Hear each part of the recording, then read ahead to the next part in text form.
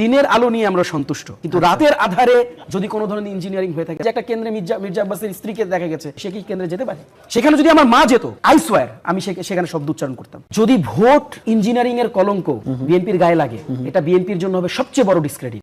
আমাদের সাথে আছেন তাহসিন রিয়াজ, এনসিপির নেতা। এবং তাহসিন, এখন পর্যন্ত আমরা স্টার নিউজের মাধ্যমে যেটা দেখছি, আসলে বাস্তবতা আরেকটু এগিয়ে গেছে, বিএনপি আরও এগিয়ে গেছে, আমরা যতদূর জানতে পারছি। তারপরে আমাদের হাতে আসা বিশ্বস্ত সূত্রে স্টার নিউজের হাতে আসা যে তথ্য, সেটা হচ্ছে 35 আসন পেয়েছে 299-এর মধ্যে বিএনপির জোট, এবং 14 আসন পেয়েছেন জামাত এনসিপি জোট। এবং বলছিলাম যে বাস্তবতা আরও বেশ, ফলাফলটা ঠিক এই মুহূর্তে আসলে কি, মানে কেমন, এই কিভাবে বিশ্লেষণ করবেন বিষয়টা? এই আপনাদের যে প্রজেকশনটা এখন লাইভ যাচ্ছে, এই প্রজেকশনের সাথে আমার দ্বিমত আছে। আচ্ছা, বাট ইটস ভেরি ওকে, কারণ সোর্স আপনি আপনার সোর্স থেকে জি জি, যদি আসলে এটা নির্বাচন কমিশনের আনুষ্ঠানিক ঘোষণা নয়, কিন্তু জি, বাট আমাদের কাছে আমাদের যে সোর্স, আমাদের সোর্সে আমরা যেটা দেখতে পাচ্ছি সেটা হচ্ছে যে একদম নামসহ আনঅফিসিয়াল নিউজে ইতিমধ্যে জামাত জোট, যেটা দ্যাট মিনস 11 দলীয় জোট, 50টা আসন হচ্ছে ইতিমধ্যে সিকিউর করেছে আর কি, একদম নাম সহ আমাদের কাছে লিস্ট আছে। আপনি যদি দেখতে চান সেটা আমাদের এখানেও আছে, পেজগুলোতেও আছে, এবং জামাত ইসলামী অফিসিয়াল পেজে অলরেডি নাম সহ পিন পোস্ট করা আছে। আচ্ছা, এবং তাদের পক্ষ থেকে আরেকটা পোর্টাল ওপেন করা আছে, সেখান থেকে আপনি এই নিউজগুলো পেতে পারেন। কাজেই ইটস ভেরি ওকে, কারণ দিন শেষে তো আসলে এগুলো আনঅফিসিয়াল ফলাফল, অলমোস্ট কনফার্ম ফলাফল এখানে তারা দিয়েছেন, এবং আপনারাও আপনাদের সোর্স থেকে হয়তো দিচ্ছেন, সেটা আপনাদের মতন করে দিচ্ছেন আর কি। তো ব্যবধানটা আমার কাছে মনে হচ্ছে যে ব্যবধান থাকবে, এখানে ভালো ব্যবধান থাকবে, এখন পর্যন্ত যেটা অনুমেয়, হয়তো একটা ভালো ব্যবধান থাকবে। তবে আমরা যে জিনিসটাকে এনজয় করতে চাই সেটা হচ্ছে যে সুষ্ঠু ভোট হয়েছে। তবে কিছু কিছু কেন্দ্রে আপনি জানেন যে এখনও ঢাকা 8-এর একটা কেন্দ্রে ব্যালট বক্স ছিনতাই করার একটা অভিযোগ এসছে, সেখানে কেন্দ্রে ঢুকে ফলাফল মানে পরিবর্তন করার একটা প্রক্রিয়া আমরা জেনেছি, ইতিমধ্যে আমরা শুনেছি, এবং আমাদের পেজ থেকে অফিসিয়াল, আপনি যদি এখনও যান অফিসিয়ালি কিন্তু সেখান থেকে ব্রিফ করা হচ্ছে যে কীভাবে করে সেই কেন্দ্রগুলোতে ম্যানিপুলেট করার চেষ্টা করা হচ্ছে। এবং পাশাপাশি আমি আপনাকে বলতে পারি যে ঢাকা 13-তে অলরেডি এটা কনফার্মড একটা নিউজ যে সেখানে ব্যালট বক্স ছিনতাই করা হয়েছে, আচ্ছা, একটা কেন্দ্রে আর কি। তো এই ধরনের ঘটনা, আমরা তো আসলে এই ধরনের ঘটনাগুলো দেখতে চাই না, এই ঘটনাগুলো সাক্ষীও আমরা হতে চাই না।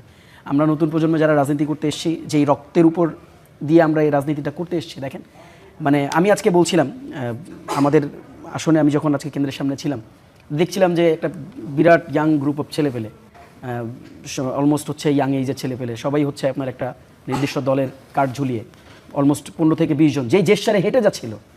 তো আমি জাস্ট বলছিলাম যে তোমরা just look at the other voters, ওই জেস্টার, ওই যে মানে রংবাজি টাইপ, আপনার যে আপনার কিশোর গ্যাং টাইপ যে জেস্টারটা, এই জেস্টারটা আসলে ভাই বাংলাদেশের মানুষ এখন নিতে রাজি না, দেখতে রাজি না, এটাকে অ্যাপ্রিসিয়েট করতে রাজি না।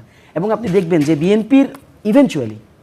বিএনপির অভ্যন্তরে যেই রাজনৈতিক মানে সংগঠকরা রয়েছেন, যারা ভালো রাজনীতিটা করতে চান, আছেন তো, নাই তো তা না, নতুন রাজনৈতিক বন্দোবস্তের সাথে যারা নিজেদেরকে অ্যালাইন করতে চান, তারাও কিন্তু এগুলোকে অ্যাপ্রিসিয়েট করেন না, করতে চান না। আচ্ছা, কিন্তু দেখেন আপনি আনফর্চুনেটলি কি হয়েছে, মানুষ কিন্তু এগুলোকে আসলে মানে ডিনাই করছে, বিভিন্ন জায়গায় অলমোস্ট আমরা দেখছি ডিনাই করছে। কাজেই যেসব জায়গায় ভোট কেন্দ্রে এখন পর্যন্ত বিভিন্নভাবে ইনফ্লুয়েন্স করার চেষ্টা করা হচ্ছে, যে ইলেকশন ইঞ্জিনিয়ারিংয়ের গল্পগুলো আমরা এখন পর্যন্ত বিভিন্ন জায়গায় শুনছি, যেমন আপনি দেখেন এখন ঢাকা 8-এর কিন্তু ফলাফল অলরেডি আনঅফিসিয়াল ফলাফলগুলো কিন্তু দেওয়া বন্ধ আছে, এবং এটা ঢাকা 8-এর যিনি প্রার্থী নাসিরউদ্দিন পাটোয়ারি, তিনি তার অফিসিয়াল পেজ থেকে জানিয়েছেন।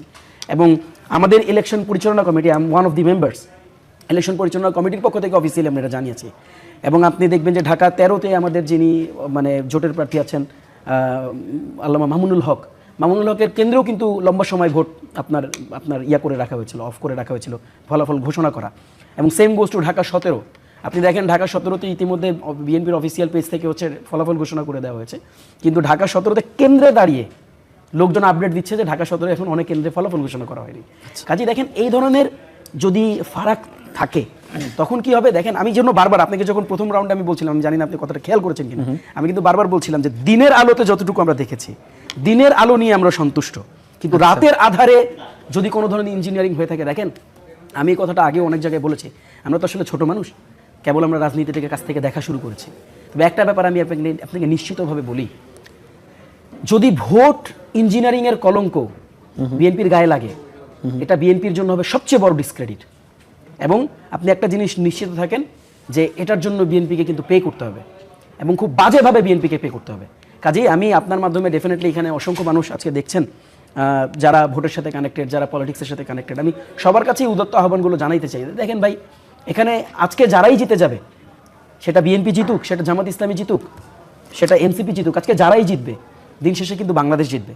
দিন শেষে কিন্তু 24-এর যে গণঅভ্যুত্থান, আমাদের শহীদদের যে রক্ত, ওই রক্ত জিতে যাবে। তাহলে আসলে আপনারা বলছেন ভোট ভালো হয়েছে, আপনারা বলছেন আইন শৃঙ্খলা রক্ষাকারী বাহিনী তারা মোটামুটি সজাগ ছিল, তাদের পারফরমেন্স ভালো, আপনারা বলছেন সরকারের অবস্থান ভালো, আপনারা বলছেন ভোটারদের সাড়া, তাদের উপস্থিতি ভালো, তাহলে এখন এসে এই কোন একটা ইঞ্জিনিয়ারিং এর সংখ্যা, কারচুপির সংখ্যা কেন? খুবই ভ্যালিড কোশ্চেন। হঠাৎ করে ওই জন্যই আমি ক্ল্যারিটিটা আপনাকে দিয়েছি। দেখেন, ভোটের তো 3-4টা পার্ট থাকে। মানে ভোটটা কি, মানে আমরা শুধু মানে ভোট দেওয়াটাই কি ভোট?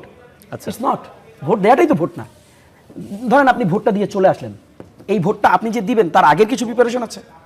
তার আগে এই কেন্দ্রে ব্যালট গিয়েছে, এই কেন্দ্রে বক্স গিয়েছে, এই কেন্দ্রে পোলিং এজেন্টরা গিয়েছে না, এটা পূর্বের প্রস্তুতি। যে সময়টাতে আপনি ভোট দিলেন ওই সময়টার ধরেন আপনার ভোট প্রয়োগের সময়, কিন্তু তারপরে তো আরেকটা সময় আছে যেটা ভোট গণনার সময়, তাই না? এটা ইলেকশনটা তো একটা বিরাট কর্মযজ্ঞ। তো এটাকে যদি আমরা 3টা ভাগে ভাগ করি, আগের দিন ভোট কেন্দ্রে মানে আপনার যে নিরাপত্তার জায়গাগুলো আমরা দেখেছি, সেনাবাহিনী, আমি অফিসিয়ালি সেনাবাহিনীকে মানে অফিসিয়ালি থ্যাঙ্কস দিতে চাই, তাদের যে ভূমিকা আমার কাছে মনে হয়েছে যে মানে দে ডিড আ লট।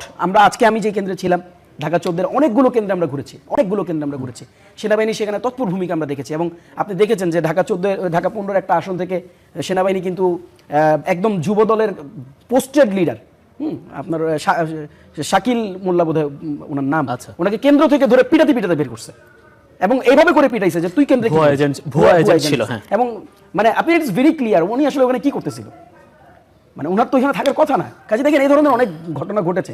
তো আপনি যেটা প্রশ্নটা করেছেন যে আমাকে তো এখন আমি কি অন্ধত্বের মতন কমেন্ট করবো, আপনি নিশ্চয়ই সেটাও চাবেন না যে আগেকালের জামানার পলিটিশিয়ানরা যেভাবে করে করতো কমেন্ট সব খারাপ।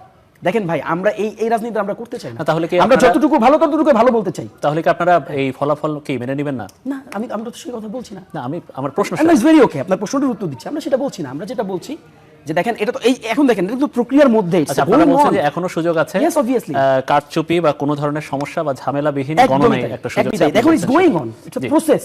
এখনো ভোট গণনা চলছে। আপনি দেখেন যে একটা কেন্দ্রে মির্জা আব্বাসের স্ত্রীকে দেখা গেছে সে কেন্দ্রে ঢুকছে। আমি আপনাকে লিগ্যাল ফ্রেম থেকে কোশ্চেন করি, সে কি কেন্দ্রে যেতে পারে না। কাজে দেখেন ফ্যাক্টকে তো ভাই ফ্যাক্ট বলতে হবে। সেখানে যদি আমার মা যেত, আই সোয়ার আমি সেখানে শব্দ উচ্চারণ করতাম।